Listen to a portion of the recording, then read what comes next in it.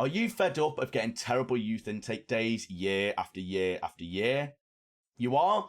Perfect. This is the video for you because in just a few minutes time, you will know how to get the best possible youth intake day by implementing some of these tips you may or may not know. So get your FM loaded up, get yourself a drink, and let's crack on.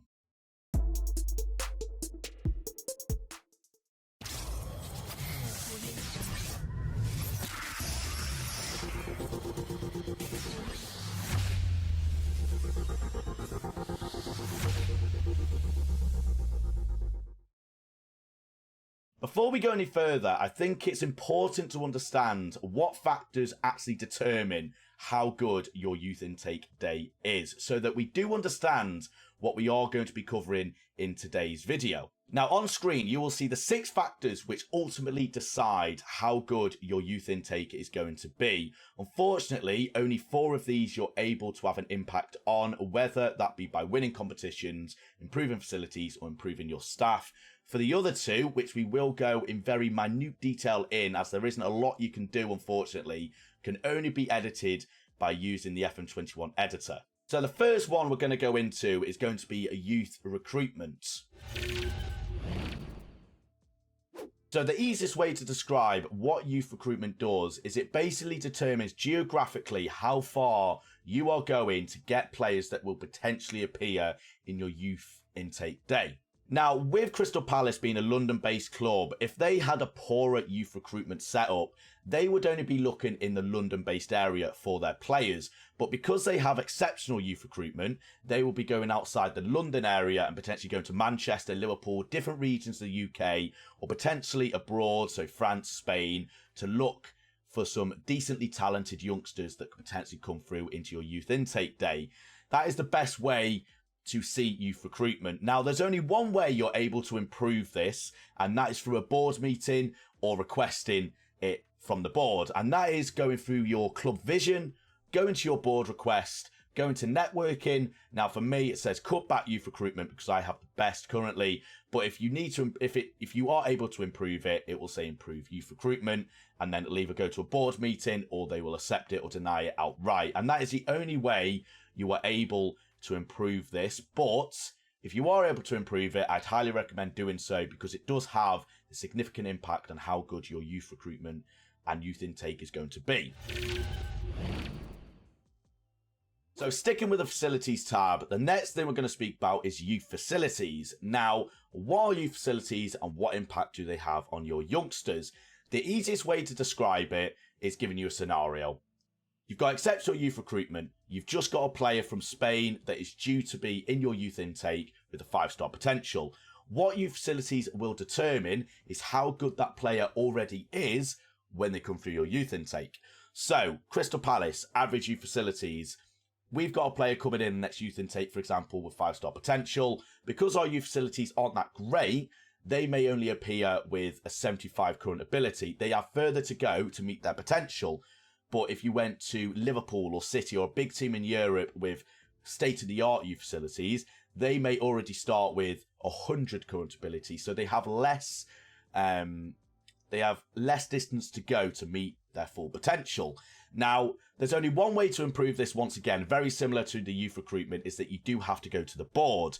I know, boards are very frustrating, aren't they? Now, I have just done a board request, so I'm not able to do it, but it's the exact same way. You go to make board request, you go to facilities, improve youth facilities, and then once again, it'd either go to a board meeting, they'd outright accept it or reject it. So academy coaching or junior coaching is very similar in effect to what youth facilities do, in the sense that they only impact what the current ability of the players coming through your youth intake are. They don't have any impact on the potential of any of them players.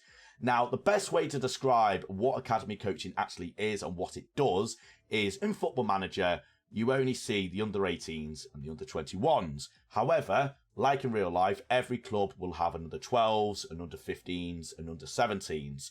Now, what junior or academy coaching basically is the quality of the coaches, how many of them coaches you have. So the higher and better your academy coaching is, the better the coaches are, and the more of these coaches you're going to have. Now, naturally, this is going to have a positive influence on your youngsters. There's more coaches at higher quality training them at a younger age, so that when they are ready to make the step up, aka youth intake day, there's a better chance that they could have a higher current ability.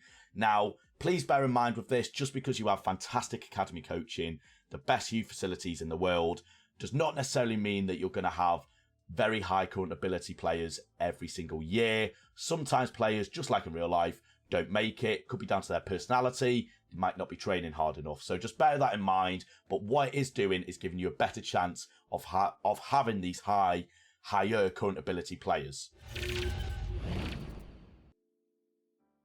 Okay, so on to probably the most notable and the thing that you are able to control the most is who is your head of youth development.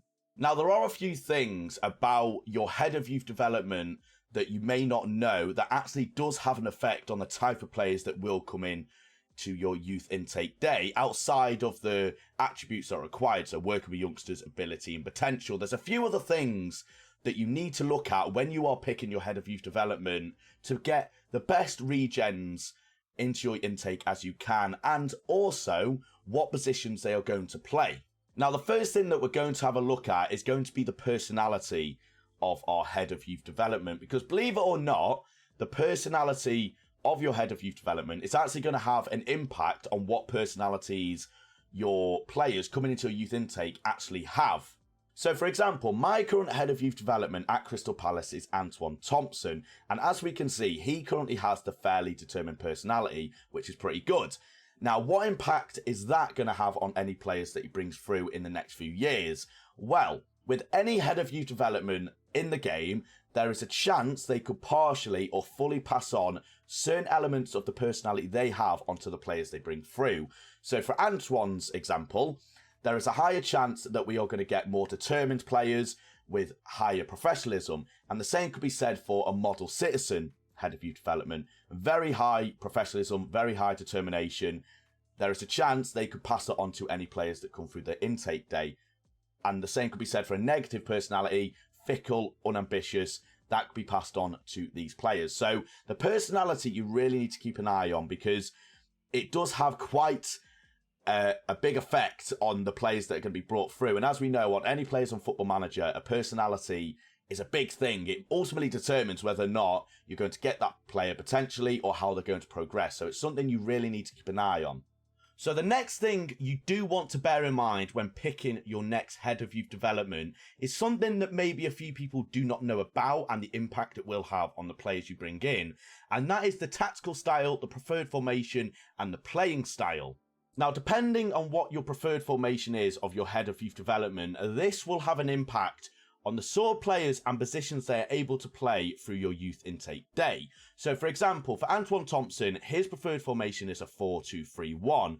So chances are, in the youth intake days, we are going to have players that are able to play in that 4-2-3-1. So we might have more wingers, for example. We might have more cams and potentially not as many CDMs or defensive CDMs. Now, this does not mean that you're always going to get wingers and cams, and it does not rule out that you're never going to get any CDMs. It just gives a higher chance that we're going to have players that can play in that preferred formation. And the same can be said for any formation. So, for example, if you have someone that prefers a 4-1-2-1-2 diamond, you're going to have a higher chance of getting a very midfield dominant youth intake day, more CDMs, more centre mids and more cams. And if you had someone that preferred a 3 centre-back system with no fullbacks, chances are you're not going to get as many fullbacks in your youth intake day as you would if you had someone that preferred a 4-2-3-1 or a 4-4-2, a system that does utilise fullbacks. And that logic can be used for the preferred tactical style as well. Now, depending on what tactical style your head of youth development prefers, this will mean there is going to be a higher chance of getting players that are able to fit in that system. So, for example, Antoine Thompson likes the gegenpress. There is going to be a higher chance that we are going to have players that are able to play in that specific system. And the same could be said for the likes of wing play. If you have someone that prefers wing play, you're potentially going to have more technical wingers than, say, players in the midfield that are very good on the ball. That's not to say that you're not going to get a well-rounded youth intake, but depending on what these preferred formations and tactical styles are, will mean what sort of players Antoine is going to bring in or try to bring in. So make sure before you get any head of youth development in that their tactical style and preferred formation works well with the tactic you are using in the first team, because you don't want to be caught in a scenario where you have a head of youth that prefers a 4-4-2, you're playing a 4-1-2-1-2 diamond, and this head of youth brings someone in, absolute superstar, but he plays left mid, and you can't utilise him in any of the formations you have in the first team. So keep an eye on that, make sure it works well with each other, and you'll be setting yourself up for success. And also, don't ignore the attributes your head of youth development has, because depending on what sort of attributes your head of youth has will also have an impact on the sort of players you get in. So if you have someone that has very high defending, you are going to have a higher chance of getting players that perhaps more defensive minded. If you have very high attacking and technical attributes on the head of youth, there is going to be a higher chance of getting more technically complete players, more attacking players, and who are better on the ball. Final thing we're going to focus on is going to be the reputation of your head of youth development. The higher this reputation is, the better chance you are going to have of getting some really good youngsters. For Antoine Thompson, he has 2.5-star reputation. It's not the worst, but it's not exactly the best either. If you go to some of the big clubs in Europe, Liverpool, City, Bayern, PSG, chances are they're going to have a head of youth development of 3.5-star, maybe even 4, which means there's going to be a much better chance of a youth prospect picking them, going to that club over ours, just based off the reputation your head of youth has. So that is something, once again, you need to keep an eye on. The better the reputation, the easier it's going to be able to get the best youth prospects. So you're probably asking yourself, what is a nation youth rating? So what a nation youth rating is it is a static number within the Football Manager editor that every country has that ranges from 0 to 200. Simply put, the higher this score is for the specific country that you are managing in, the better chance that country is going to be able to produce much better regens, not only current ability, but also potential. So there's a reason why a lot of the world-class regens you see in your save come from the likes of Brazil, Argentina, Uruguay, Germany, Italy, England. They all have very, very good nation youth ratings, and that is why also you don't see many world-class youth players come from the likes of San Marino or any other countries with lower nation youth rating. Now, I will put on screen the top 5 countries with the best youth rating, and I will also put a link in the description to an article that will list all the countries and what their youth nation rating is. Now, I will quickly show you through the FM21 editor how to edit this specific rating. Now, as I said at the start, every single country is going to have their own unique individual nation youth rating. So here we are with England. They have 120 youth rating, which is pretty good. It means there's going to be a decent chance that England are going to produce some higher quality regens. Now, to edit it, really, really easy. Click on the box between 0 and 200, obviously 200 being the absolute maximum, 0 being the lowest, and then we can just simply 190, 150. Really, really easy. Obviously, I'm going to put that back to 120. So England's 120. Now, what I'll do, I'll quickly go to like the Italy and Spain just to show you how that is in comparison to other countries. So for Spain, they have 140 youth rating. So no surprise that it is better than England because, let's be honest, Spain has probably produced some absolute world-class players more than England have over the past 15 to 20 years. So for Spain, they're going to have a higher chance than England. And Italy are going to have a slightly better chance than Spain and a much better chance than England, currently having 144, which is pretty damn impressive. Once again, if you think of some absolute world-class players Italy have produced over the 15-20 years, it is no surprise. So yeah, very easy to do. Unfortunately, as I said, you can't edit it in game. You have to do it through the FN21 editor. Okay, so on to the final part of this video where we are going to be covering game importance. Now, just like nation youth rating, you might be a little confused as to what impact game importance has in game and what impact it has on your youth intake. Really easy to understand. Game importance basically describes how important football is in the country that you're managing in. Now, when you think of countries that are a lot more associated with football than others, the likes of England, Italy, Germany, countries in South America, naturally they are going to have a much higher chance of producing really good footballers because more people are going to be playing football. So then if you look at the likes of Canada, where maybe there isn't as many people interested in football because Canada's national sport is ice hockey. So they're probably going to have a lot better chance of producing much better ice hockey players than they are football players. Once again, onto the FM21 editor, you can adjust this through the game importance, where there's only 4 options you can pick from: very important, important, unimportant, and completely useless. It's England, football's absolutely massive, so they are going to be having the option of very important.